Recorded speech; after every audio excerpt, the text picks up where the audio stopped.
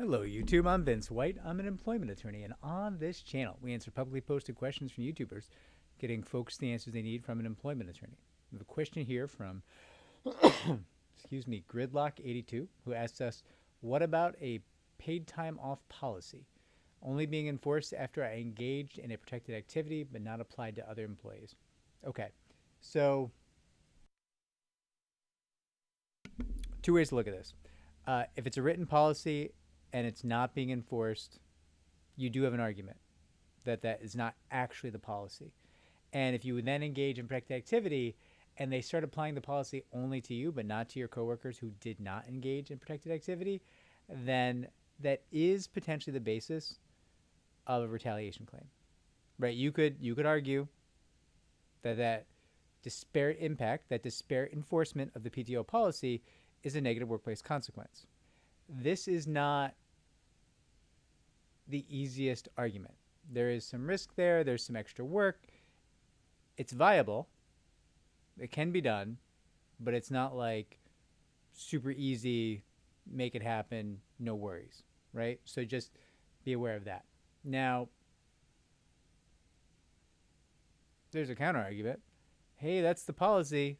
We're enforcing it. And like most people who come in and say, yeah, this has never been enforced before, turns out it has. Like 70% of the time when people come in and be like, oh, the PTO policy never gets enforced. It's only being forced against me because I engage in protected activity. You get into it and it's like 30 people have been terminated for violating the PTO policy. And it's been well documented. Like that is very common. So I'll caution you, like when you go to attorneys, be sure, do your homework, be like positive that the PTO policy is not enforced against people, because you may feel it's not enforced against people, but it may actually be enforced.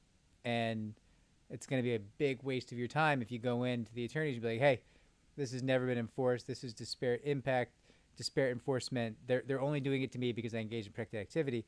And your attorneys spend a bunch of time and money fighting a case for you, and then it turns out, yeah, they were enforcing it all along.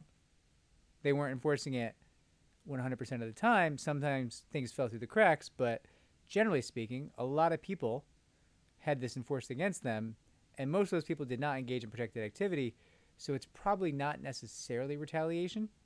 It doesn't mean you don't have an argument. You can argue like, hey, this was enforced against me because it's not always enforced, but it was enforced against me because of retaliation. The case is not like dead, but the case is much, much weaker than it was. So you do want to be positive, right? You want to be sure, not just saying things because you want them to be true, which is something we do see a lot in this industry. People just assume the truth that they want rather than find out the reality.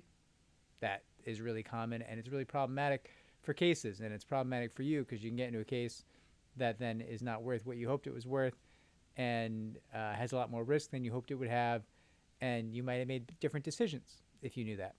So, do be sure.